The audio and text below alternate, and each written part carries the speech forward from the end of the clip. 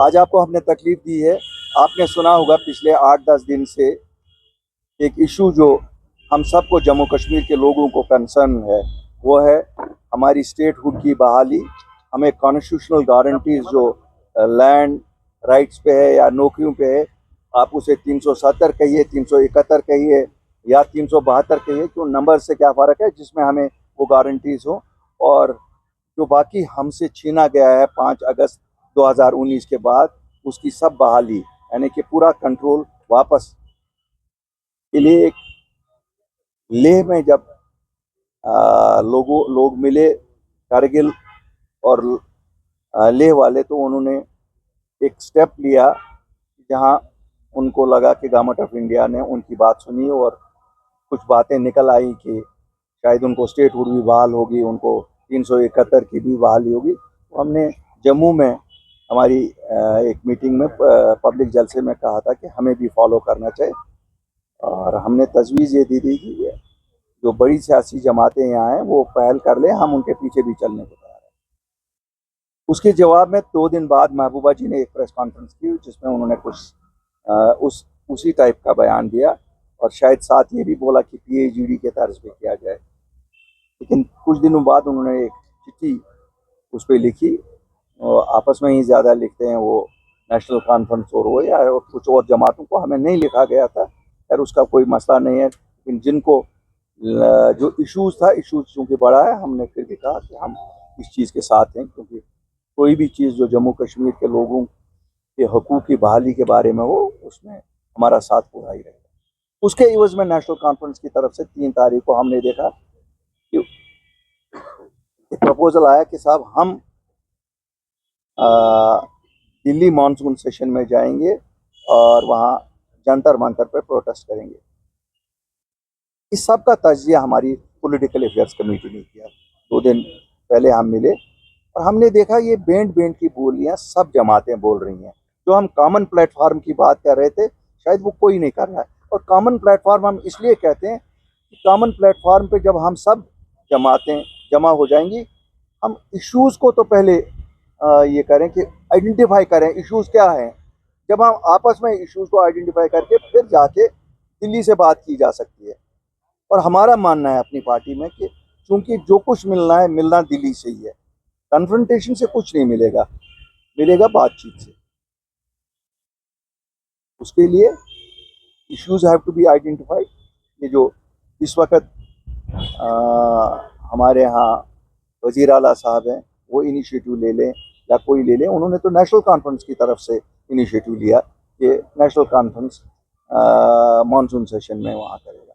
शायद कल अब उन्होंने दिल्ली में इंडिया ब्लॉक के मीटिंग में कहा, उनको भी दावत दी।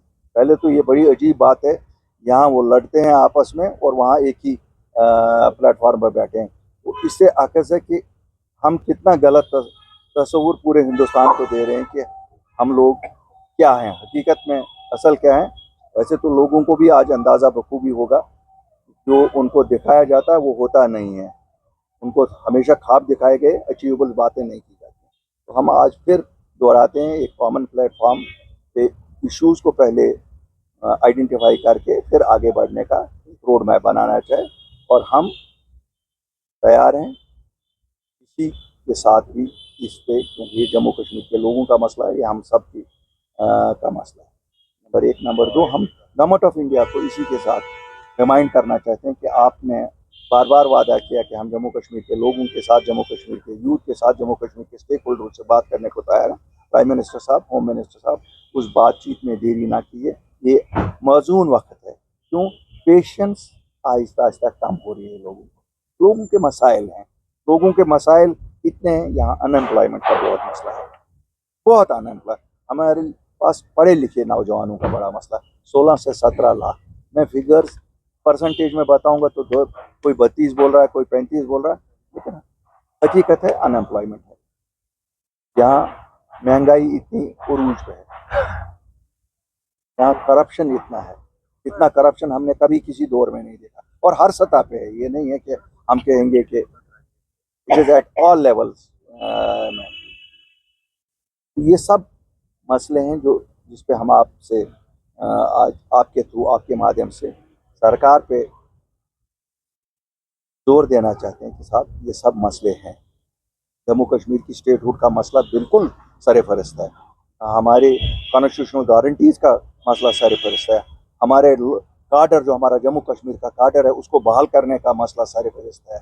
लेकिन उसके साथ साथ करप्शन, अनएम्प्लॉयमेंट, महंगाई, रोज़मर्रा के जो मसले हैं उनकी तरफ भी अटेंड करना है। अगर हमारे हेल्थ इंस्टीट्यूशंस में खराबी है, अगर अस्पतालों में खराबी है, लोगों को नहीं मिल रहा है, अगर एजुकेशन में खराबी है, वो चीज़ें अटेंड करनी है। और ये सरकार बनी है उन चीज़ों के लिए। 50 लोग इन्होंने झूठे मैनिफेस्टो पे लिए, लेकिन लोगों ने इनको सच्ची में 50 सीटें दी हैं, तो इनको डिलीवर करना पड़ेगा। ये अनअकाउंटेबल रह के ये नहीं बच सकते हैं। इनको गलत फहमी है कि जिस तरह 75 साल इन्होंने गुजारे कि किसी ने इनसे हिसाब नहीं लिया, अब पाई पाई का हिसाब लिया जाएगा, क्योंकि बड़ी मुश्किल से लोगों ने एक आखिरी बार इन पे भरोसा किया। मैं साथ ही ये भी कहना चाहता हूँ, टूरिज्म शुक्र अल्हम्दुलिल्लाह थोड़ा सा चला। ठीक है, वो टूरिस्ट नहीं आया जिसकी हमें उम्मीद थी, लेकिन आया अल्हम्दुलिल्लाह, शुक्र करना चाहिए। लेकिन अभी भी टूरिस्ट प्लेसेस बंद है।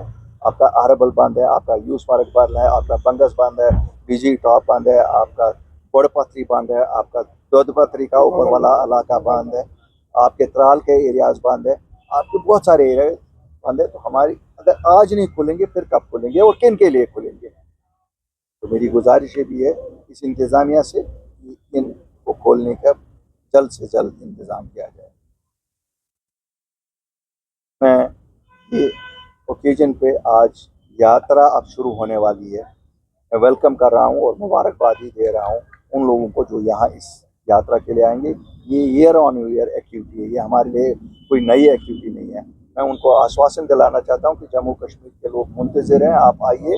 जिस तरह से हम हर बार मेहमान नवाजी का सबूत देते हैं, इस बार भी वही होगा। लेकिन इंतज़ामिया से दरख्वास्त है कि कॉमन लोगों को हार्डशिप्स नहीं होनी चाहिए। हाईवे पे ट्रैफिक रोकते हो, पहलगाम के लिए टूरिस्ट बंद करते हो, सोनमर्ग के लिए टूरिस्ट बंद करते हो, तो इसको, क्योंकि ये परमानेंट अफेयर है, ये कोई इमरजेंसी अफेयर नहीं है, तो ऐसा सिस्टम बनाया जाए कि यात्रा भी चले, टूरिज्म भी चले, कॉमन लोग भी अनंतनाग से श्रीनगर आए, उनके लिए रोड बंद ना हो जाए, या इस हाईवे पर बंद ना हो जाए, या यहाँ से जब ये वहाँ की तरफ जाते हैं। ये भी मैं उनको आज दरख्वास्त करना चाहता हूँ। और भारत के सभी वासियों को जो आना चाहते हैं, आइए, हम मेहमान नवाजी का सबूत जैसे देते आए हैं अब भी देंगे। जब मैं बात कर रहा हूँ बाकी मसलों की, तो शायद इस मसले की तरफ भी ज़रूर आपकी तवज्जो लूँगा, ताकि आप सरकार की तवज्जो भी ले लें। Panchayat election, local bodies election, municipal election, शायद जो सरकार है इनको लगता है कि हमारे 50 MLA का पावर डाइल्यूट होगा कि अगर हम पंचायत के इलेक्शन होने देंगे। जो 17,000 लोग एम्पावर होंगे, उनसे लोगों को जो फ़ायदा होगा वो 50 लोगों से नहीं हो सकता। और जब पावर कंसोलिडेट एक ही हाथ में होता है, वो जस्टिस नहीं होती है। एक MLA जस्टिस नहीं कर पाता है जब तक ना ग्रास रूट लेवल पे डेमोक्रेसी बहाल हो जाए।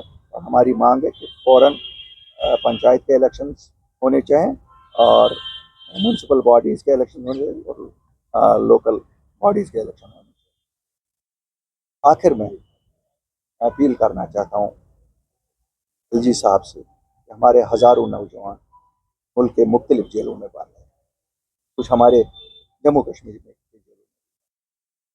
हम कोई सियासत इस पर नहीं करना चाहते हैं, ना हमें वो सियासी शोबदाबाजी आती है जो यहाँ की रिवायती जमातें करती हैं। लेकिन खिलजी साहब, उनमें से 95 से 99% लोग बेगुनाह हैं। उस इल्ज़ाम में वहाँ हैं जो उनके ना करदा गुनाह है। कोई निकला एहतिजाज हक पूरे मुल्क में है, उन्होंने भी एहतिजाज किया, शायद उनको ये पता नहीं थी कि एहतिजाज पे भी हमें सलाखों के पीछे लगाया जाएगा। इस नॉर्मलिटी के बाद उन्हें हक बनता है कि उन्हें रिलीज़ किया जाए, और जो हीनियस क्राइम्स में बहरहाल उनकी भी स्पीडी ट्रायल्स हो, उनके साथ भी जो कानून के मुताबिक उनको भी अगर कोई चीज़ करनी है। अब तो सुप्रीम कोर्ट ने भी कहा कि delay in delivering justice is denial of justice. तो हमारी गुजारिश है कि ये जम्मू कश्मीर पे भी अप्लाई। शुक्रिया, थैंक यू वेरी मच।